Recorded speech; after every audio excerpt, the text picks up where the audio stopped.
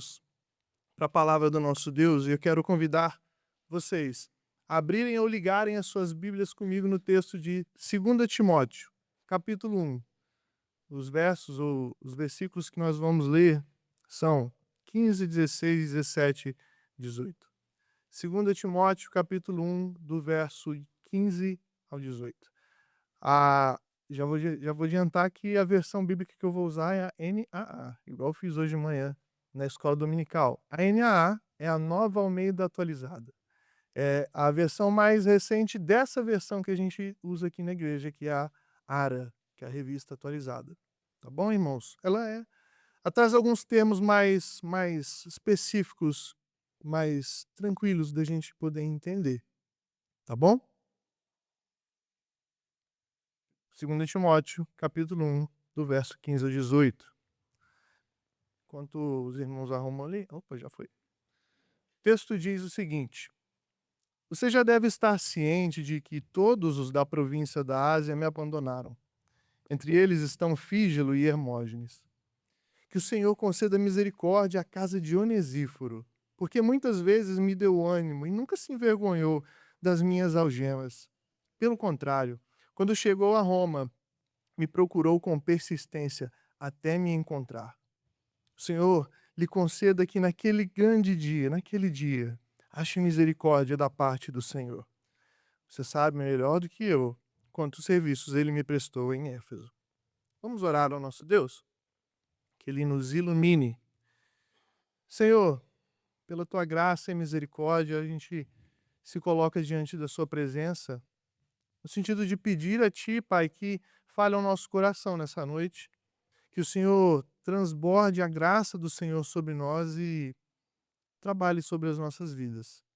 Ajude a gente a te servir melhor, a viver uma vida de fidelidade ao Senhor, a partir do Senhor Jesus. É o que nós choramos, é o que rogamos a ti, no nome de Jesus. Amém. Eu queria pedir aos irmãos um pouquinho de água, que ao longo da mensagem eu vou precisar um pouquinho. Irmãos, alguma vez em suas vidas, vocês já foram traídos por alguma pessoa? Vocês já foram traídos, vamos supor, por uma namorada, por um namorado, um amigo, uma amiga próximo, um parente que vocês gostam bastante e carregam com vocês? Confesso para vocês que eu não me lembro de viver uma traição em minha vida. Pode ser que isso já tenha acontecido sim comigo, mas ou eu não lembro mesmo, porque não foi tão traumático assim, ou eu não descobri que isso aconteceu. Então aí não dói no nosso coração. Por isso, quando eu penso em casos de traição, eu penso na clássica relação de dois personagens muito conhecidos por nós e em outros lugares também, eu imagino, mesmo que você não tenha visto os filmes nos quais esses dois personagens estão, que são os personagens Mufasa e Scar, do Rei Leão. Esse relacionamento deles é o que me faz lembrar nesse contexto. Diferente da rivalidade que esses dois personagens têm no início do filme do Rei Leão, no novo filme que conta a origem do Mufasa, e aí eu dou uma pausa aqui e eu peço desculpa para vocês se você ainda não viu esse filme novo, porque eu vou ter que dar spoiler para vocês, infelizmente. A história desse novo filme conta que Mufasa e Scar tinham uma relação muito boa, uma relação muito feliz entre os dois. Eles eram irmãos que se amavam de verdade e profundamente. Só que ao longo desse filme novo, que conta a história de origem do Mufasa, o Scar cria uma rivalidade entre os dois, porque ele percebe que ter Mufasa ao seu lado estava causando para ele muita coisa. Ele perdia muito por causa de Mufasa, estava custando para ele Mufasa estar com ele. Custou para ele, por exemplo, o amor da leoa que ele amava, que era a Sarabi, uma leoa que se apaixonou por Mufasa. Obrigado, Ronaldo. Como também custou para ele o posto de rei da selva, que Mufasa conseguiu pegar em resumo. Por essa razão, em um momento desse novo filme de Mufasa, Scar traiu o seu irmão. Ele não pensou muito e decidiu trair o seu irmão.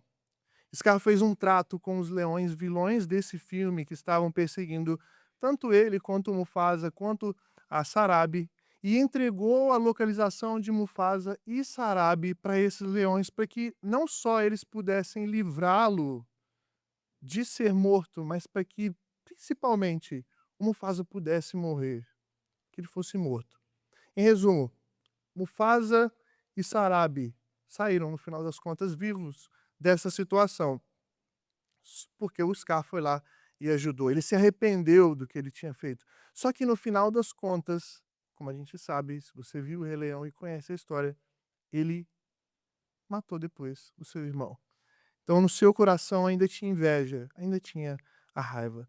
E em tudo isso, o ponto interessante que eu quero destacar com vocês, que a gente consegue ver em toda essa trama, em todo esse enredo, espelha bem uma condição que acontece com cada um ser humano, com cada um de nós. O fato de que a lealdade humana não se mostra sólida, não se mostra confiável. Ou seja, quando algo custa caro para o ser humano e parece trazer problemas, parece trazer malefícios, a lealdade dos homens tende a se desfazer. A lealdade humana tende a trocar de lado para se beneficiar. E é exatamente isso que a gente vê no nosso texto de hoje. Essa carta, esse texto específico da carta que Paulo escreveu para Timóteo. De um modo muito parecido. Quando a gente se atenta para essas palavras de Paulo em 2 Timóteo 1, 15 e 18, nós nos deparamos com um homem que em sua prisão sentiu muito bem na pele dele como essa lealdade humana é instável, é traíra nesse sentido. A princípio, nós vemos um relato de um homem entre algemas, que foi abandonado por alguns que diziam ser os seus apoiadores, por alguns que diziam ser os seguidores de Cristo, assim como ele, seus amigos de fé. Mas quando o custo chegou para essas pessoas, eles simplesmente se afastaram.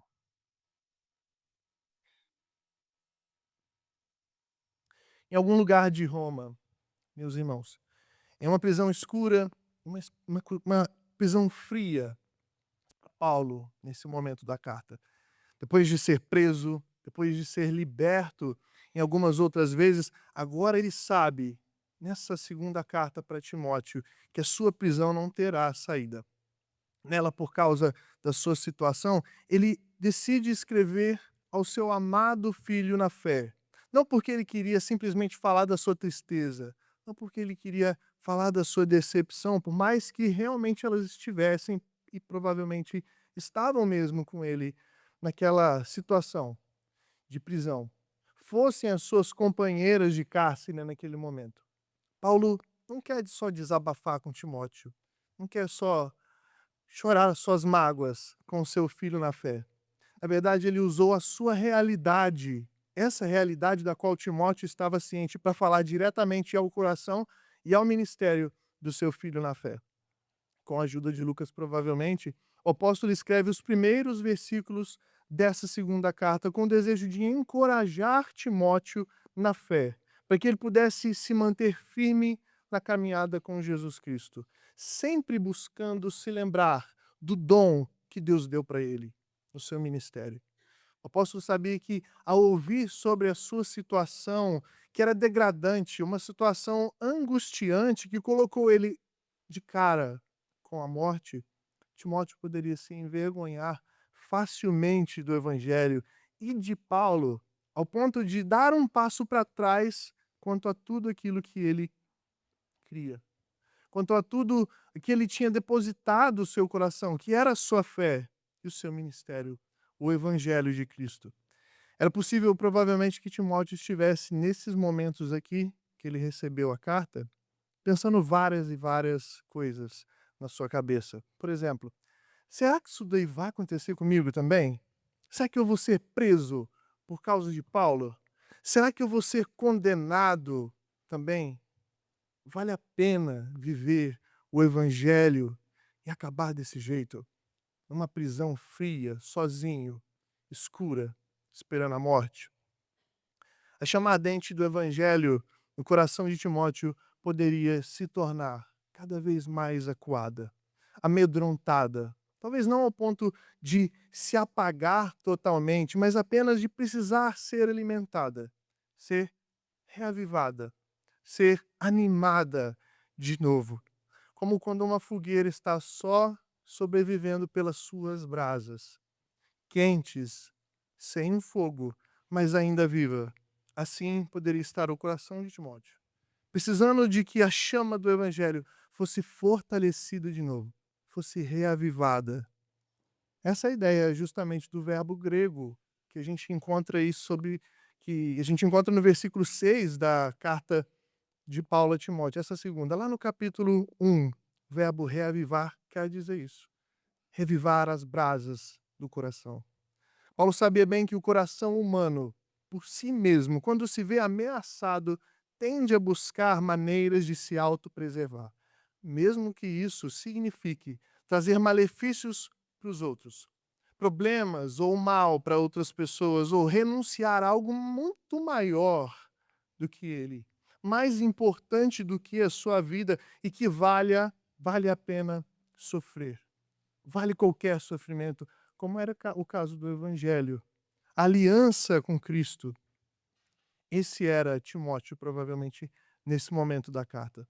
Por isso, quando o texto da carta se aproxima do versículo 15, que é o primeiro do nosso texto de hoje, Paulo apresenta Timóteo a princípio, ou no caso, lembra o seu filho na fé, que foi ele mesmo abandonado por muitos crentes da Ásia, dentre Fígelo, Hermógenes, por exemplo. Pessoas que se envergonharam da situação de Paulo, do futuro martírio dele, e simplesmente desistiram de servir a Jesus. Só que, ao mesmo tempo, a intenção de Paulo, ao falar isso para Timóteo, era que Timóteo se lembrasse desse fato, não para que ele fosse influenciado negativamente ao ponto de recuar da sua fé, como esses dois fizeram, mas para que o rapaz pudesse entender a verdade que, de fato, o evangelho pode trazer com ele sofrimentos. O evangelho pode trazer com ele abandono, pode trazer com ele a traição de pessoas até mais queridas que nós temos ao nosso lado. O próprio Jesus foi um que sofreu isso. Em seu processo de crucificação, ele foi abandonado. Mesmo que não foi definitivamente, por praticamente todos os seus discípulos. No momento que ele, o pastor, foi ferido, as suas ovelhas simplesmente fugiram. Sem contar que, com isso, Paulo queria deixar bem claro para ele, para Timóteo, que nesses momentos em que o abandono chega, em que a dor se torna mais próxima e tenta virar uma amiga, é comum a hesitação atacar, o pensar duas vezes, de forma a tentar minar a fé e apagar o fogo do evangelho no coração. Só que, embora essa fosse a realidade de Timóteo naquele momento, ele não deveria ceder à hesitação. Ele não deveria dar um passo para trás sobre a sua fé.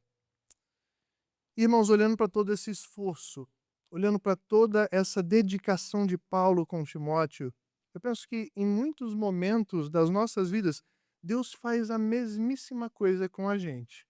Ele faz a mesma coisa com relação à nossa fé, com cada um de nós. Aliás, através de Paulo já era ele fazendo isso, com Timóteo também.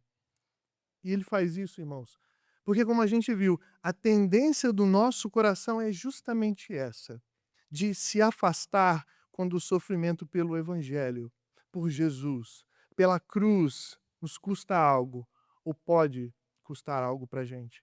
É tendência do nosso coração pecador, pecaminoso, ser egoísta. Pensar sempre em como escapar de algum problema, mesmo que isso signifique trair a maior aliança que nós podemos ter em toda a nossa vida, que é a aliança com o nosso Salvador. E, irmãos, eu não sei se vocês já tiveram esse pensamento, mas no meu tempo de recém-convertido aqui na Quinta Igreja, eu vivi imaginando se eu suportaria uma perseguição física se ela viesse para o Brasil por causa do Evangelho. Eu ficava pensando nisso. Como nosso país ainda não tem uma situação assim, igual acontece em outros lugares do mundo atualmente, eu ficava imaginando: e se um dia essa realidade chegar ao Brasil, será que eu vou me manter firme? Será que a minha fé vai estremecer ao ponto de eu desistir de servir a Jesus? Conseguiria eu agir como Estevão fez, tomando pedrada após pedrada, e ainda assim com o coração cada vez mais firme no Senhor? Será que eu ia conseguir fazer igual Paulo, que sofreu nesse momento aqui de prisão, uma dor da solidão, de não esperar mais nada de bom na nossa vida, na sua vida? Será que eu ia persistir na fé igual a eles?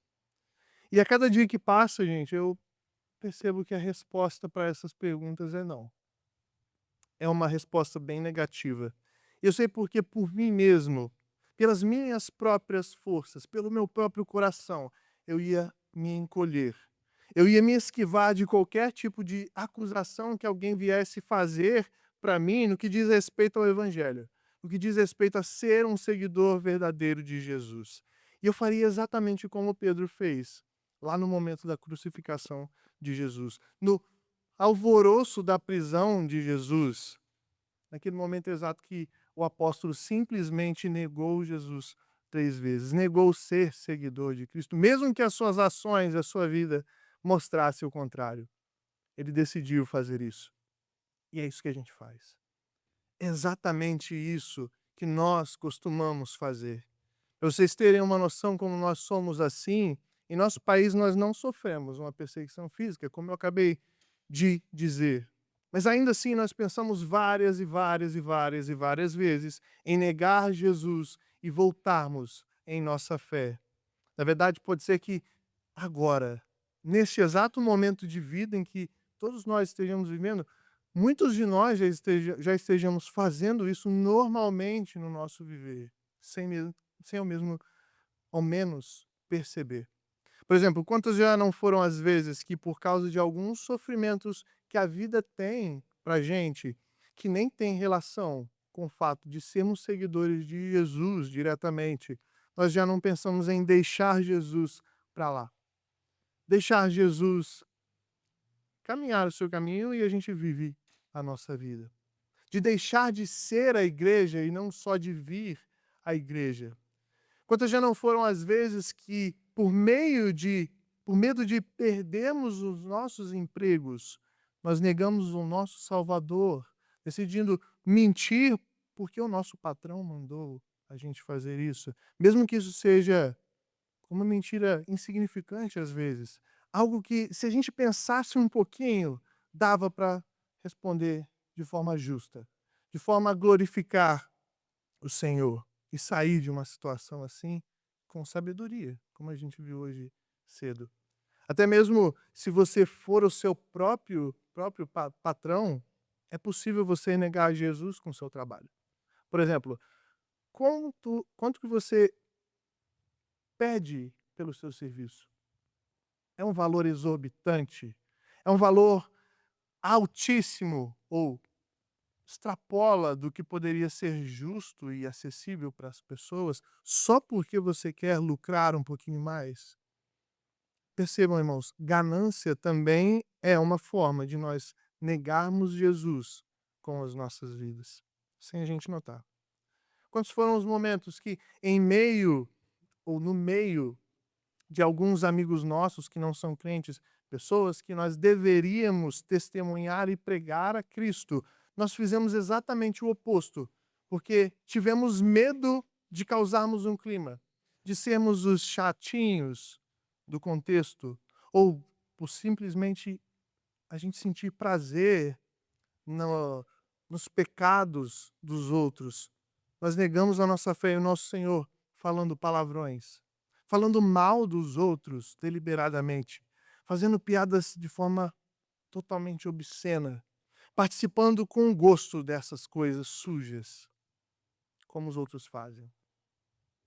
Quantos foram os momentos em que preferimos evitar tratar com sabedoria e amor algum pecado com alguma pessoa da nossa igreja, porque tivemos medo dela se afastar da gente.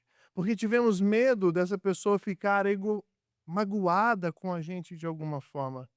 Ou quantos foram os momentos em que deixamos, e o mais importante, de pregar o evangelho para alguém próximo de nós, para alguma pessoa conhecida ou até mesmo estranha, porque nós tivemos medo dessas pessoas reagirem mal, se afastarem de nós ou fazer coisa pior. Porque a gente pensa sempre os cenários mais catastróficos na hora de pregar o evangelho. A pessoa vai me bater, ela vai me agredir. Será mesmo que isso vai acontecer? Veja, irmãos, que se nós compararmos as nossas situações com o que Paulo e muitos outros cristãos do seu tempo e de hoje passaram e passam pelo nome de Jesus, por seguirem a Cristo e viverem o Evangelho, a nossa reação deveria ser de vergonha. Porque por muito menos nós buscamos tirar as nossas vidas da reta, ou tirar o nosso da reta. Nós pensamos em dar um passo para trás no que diz respeito ao evangelho, ou até podemos ser levados a desistir de tudo para que a gente não sofra, ou sofra um eventual cenário que talvez nem vai existir. Olhando para tudo que Paulo escreveu para Timóteo, nós precisamos entender que se queremos viver com Jesus, o evangelho poderá nos custar caro em alguns momentos. Seguir a Cristo de verdade, tomar o jugo dele com ele, mesmo que seja totalmente leve e suave, como ele mesmo fala para a gente, pode levar as pessoas a se afastarem de nós. Sejam amigos, sejam familiares, pessoas que nós amamos. Pode nos custar uma posição muito importante em um lugar, o apoio de algumas pessoas. E tudo isso, irmãos, pode fazer o nosso coração balançar. Pode estremecer a nossa vida por dentro. Só que Paulo chama Timóteo a reavivar a chama do evangelho em seu coração, para mostrar para nós que, mesmo diante do que o evangelho pode nos custar, o caminho nunca é de ceder. O caminho nunca é de se afastar de Jesus, como fizeram aquelas pessoas da Ásia que ele cita aqui no texto. Na sequência do nosso texto, Paulo lembra Timóteo exatamente isso.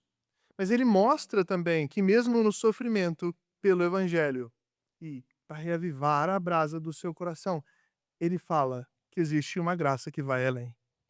Se por um lado Paulo experimentou o abandono de muitos, por outro, a sua prisão foi solitária, sim, mas ainda assim ele encontrou certa misericórdia. Lucas estava ali perto dele, Lucas, o que escreveu o evangelho, estava por perto com ele, como ele fala no final de 2 Timóteo, mas em meio a toda a escuridão do cárcere romano, da sua prisão romana, em algum momento, do lado de fora, nas ruas de Roma, uma outra pessoa procurou por Paulo. Pelas ruas movimentadas dali, entre soldados, comerciantes, pessoas de todos os lugares que passavam por ali em viagem, um homem encontra a prisão de Paulo. E o nome dele ele fala aí no texto. Seu nome é Onesíforo. Onesíforo por muitas vezes suportou Paulo em sua prisão. E primeiramente, em suas muitas visitas feitas ao apóstolo no cárcere, ele o animou, ele o ajudou a respirar livremente, de forma calma e tranquila, como o verbo original grego expressa aqui no texto, sendo instrumento de Deus para trazer alívio e conforto para Paulo em meio às suas algemas, que eram as suas amigas naquele momento. Assim que chegou a Roma, Onesíforo não sabia, obviamente, onde Paulo estava. Em uma cidade como aquela, mesmo na época de Paulo, Roma já era um lugar bem grande. Hoje, Roma é um lugar gigante, mas naquela época já era um grande centro, cheio de todas as coisas: pessoas, soldados, prisões. Só que nada disso impediu Onesíforo de procurar Paulo. De forma incansável, ele procurou pelo apóstolo, lá, acolá, e achou. Até achar Paulo, ele procurou. Algo muito surpreendente para ele, como diz o teólogo William Hendrickson, porque Paulo expressa isso na carta com uma exclamação. Ele realmente não esperava ser encontrado. Foi surpreendente, porque, primeiro, como a gente viu, Roma era tão grande que a localização de Paulo era um mistério, tanto para Onesíforo como para outros crentes que poderiam procurar por ele. As autoridades romanas da época, os soldados da época, poderiam facilmente esconder essa informação das pessoas. Só que outro motivo também causava surpresa para Paulo.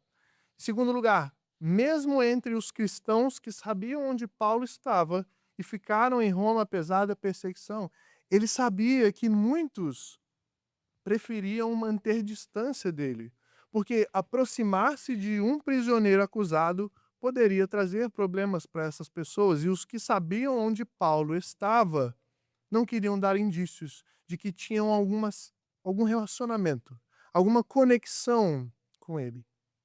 Só que Onesíforo não era como essas pessoas. Nenhuma perseguição ou falta de informação de onde Paulo estava fez ele recuar do seu propósito de procurar o seu companheiro na fé, o seu amigo, o seu irmão da mesma família de Jesus, para o ajudar. Ele realmente colocou em ações de afeto, em ações de cuidado por Paulo, aquilo que significa o seu nome, que o William Hendrickson diz que é portador de benefícios. Isso que significa Onesíforo. Um mensageiro da coragem, um mensageiro da alegria, que traz a coragem e a alegria em sua vida. Era esse o exemplo, irmãos, concreto, de uma pessoa de carne e osso, sangue, dor, sofrimento, que Paulo tinha em mente e estimulou Timóteo a abraçar, para reavivar a brasa do evangelho no seu coração. O modelo de um servo de Cristo, que, mesmo diante dos perigos que tinha de perseguição e de se apresentar associado a Paulo e ao evangelho, um homem que se manteve fiel não só ao apóstolo Paulo, mas especialmente ao Senhor do apóstolo Paulo, o Senhor Jesus, o seu Salvador. Um homem fiel a Deus, que deveria, pelo seu exemplo, reafirmar para Timóteo uma verdade importantíssima sobre a vida em favor de Jesus. A verdade de que, mesmo no sofrer, o Senhor envia aos seus graça e misericórdia para o sustentar e colocar de pé mais uma vez. Uma graça e misericórdia que pode vir através de outros servos fiéis, como Onesíforo, usados pelo Senhor para reavivar as brasas vivas do Evangelho no coração dos crentes que sofrem pelo Evangelho e por Cristo Jesus. Alguém que demonstrou a Paulo, como eu disse, uma misericórdia que ele já não esperava mais receber na sua vida terrena. Ele simplesmente esperava a sua morte. Alguém que, apesar de ser misericordioso no âmbito físico, no âmbito terreno, era uma pessoa também que precisava da misericórdia que Paulo também precisava. Uma misericórdia eterna que somente o Senhor Jesus consegue dar para essas pessoas. E é por isso que Paulo, no versículo 18, ora a Deus, desejando que no dia da volta de Cristo, Deus conceda a Onesíforo misericórdia também. A misericórdia recebida por Paulo veio sim através das mãos de Onesíforo. Deus o usou para isso, mas a misericórdia final, aqui, importa muito mais. Não estava no que ele fez, mas estava no que Cristo fez. O que Cristo fez na cruz. Quem sustentou Paulo por meio de Onesíforo era o mesmo Senhor que iria ou irá sustentar Onesíforo no dia final, no grande dia. Irmãos, pode ser que ao ouvir tudo isso que eu falei, você tenha se lembrado de alguém que, em um momento sofrível da sua vida, de dor da sua vida, seja ele por ser seguidor ou seguidora de Jesus ou não, essa pessoa esteve ao seu lado, te fortalecendo de forma incansável para que a chama do evangelho no seu coração não enfraquecesse ao ponto de que você desejasse recuar da sua fé, dar um passo para trás. E isso acontece porque é um jeito sim comum de Deus fazer com que a sua graça e a sua misericórdia chegue sobre nós, mas não é porque é comum que deixa de ser maravilhoso. É o fato de Deus mostrar pra gente que nós somos os seus filhos, mesmo que muitos venham nos abandonar, mesmo que muitos não nos concedam amparo, ele nos dá amparo. Ele nos dá graça, ele nos dá misericórdia para que nós possamos suportar qualquer sofrimento que nós temos que lidar. Em resumo, Deus nunca vai nos abandonar. Ele nunca nos deixará só. A maior prova disso, irmãos, eu acredito que você já sabe qual é. A maior prova disso é o seu Filho Jesus Cristo. É o Salvador das nossas vidas. O Supremo Pastor que acolhe as suas ovelhas, mesmo que elas o abandonem em certo momento, como seus discípulos fizeram. Aquele que suportou em nosso lugar o juízo, o desamparo, o abandono da cruz, tanto da parte dos seus discípulos, como falei, como da parte do Pai, que é santo e não compactua com os pecados dos pecadores, para que no grande dia, o grande dia da redenção, mas também de juízo, para quem não entrega a sua vida ao Senhor, nós não sejamos deixados sozinhos. Nós não sejamos deixados como alvos da condenação eterna e justa de Deus sobre cada pecador que não se arrepende, entrega ou deixa de entregar a sua vida a Ele. Jesus, irmãos, é a maior prova de que o Senhor cuida das nossas vidas e que nunca vai nos abandonar, mesmo que nós tenhamos que enfrentar sofrimentos nas nossas vidas. Mas para isso nós precisamos entregar as nossas vidas completamente nas suas mãos, aos seus cuidados. Porque caso contrário, nós só teremos que enfrentar os sofrimentos das nossas vidas completamente sozinhos, desamparados, sem esperança alguma. Mas se assim quisermos viver uma vida eterna e suportarmos os sofrimentos aqui, não sozinhos, o nosso caminho é entregar o coração a esse Jesus, para que na eternidade estejamos com Ele.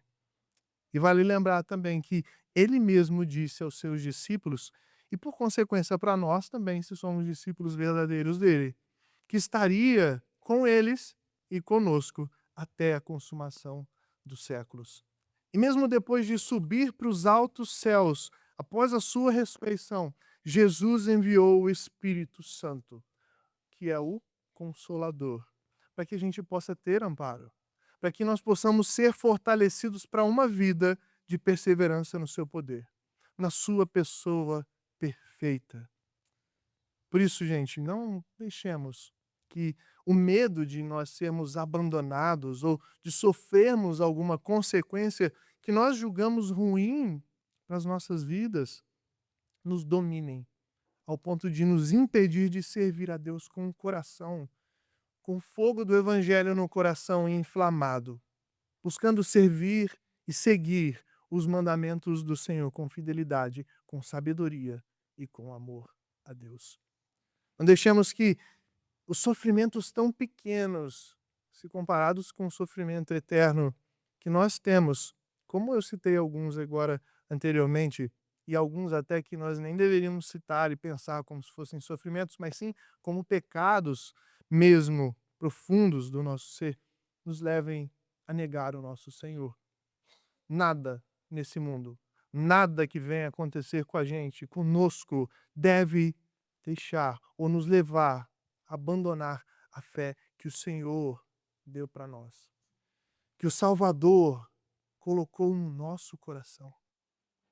Além disso, assim como Paulo desejava inspirar Timóteo, nos espelhamos em Onesíforo. Ele é um exemplo para a gente também, para que a gente possa procurar incansavelmente ser instrumentos de Deus para as pessoas, os seus sofrimentos. Os sofrimentos que elas têm que suportar nas suas vidas igual a gente, sejam eles em favor do evangelho ou não. Pensemos não só no dever que nós temos, mas especialmente, irmãos, em toda a alegria que a gente pode proporcionar para uma pessoa que sofre, para uma pessoa que nós amamos e que está com uma dor profunda na alma ao nosso lado. Porém, procuremos realizar essas coisas com os nossos corações firmados em Jesus e os nossos olhos fixos, fitados, colocados lá na eternidade, no grande dia.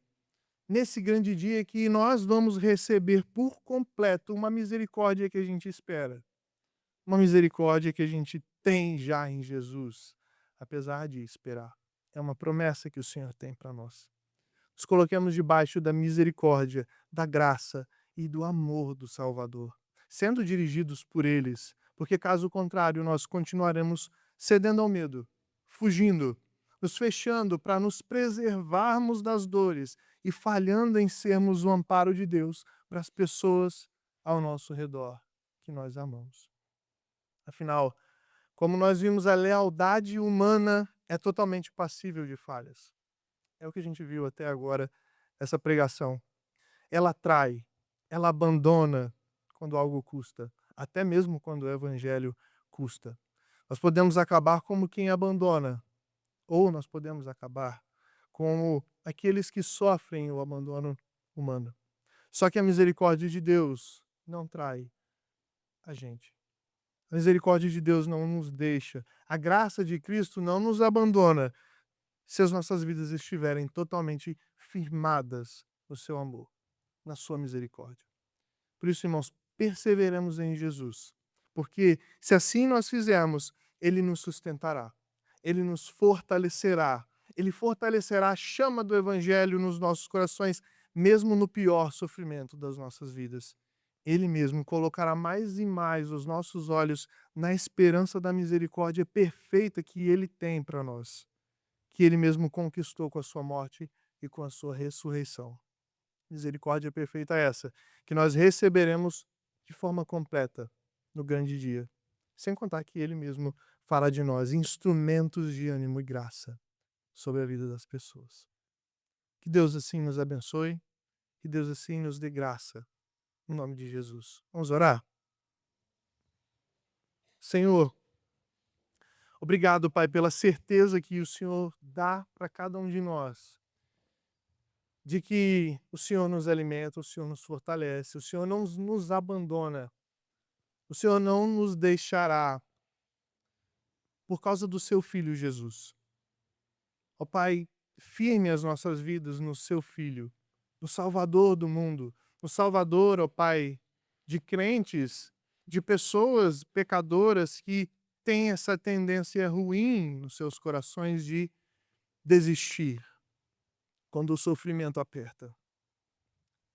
Essa falha no nosso coração, na nossa vida, por causa do pecado, ó Pai, faz com que sejamos assim.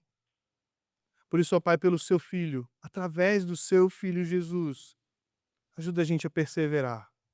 Fortalece as nossas vidas e aquece os nossos corações com o teu amor, com a tua promessa, com a eternidade.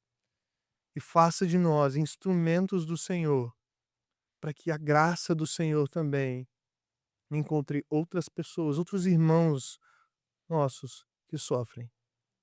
No nome de Jesus, Pai, o nosso Salvador, aquele que nos faz perseverar, é que nós oramos e agradecemos a Ti. Amém.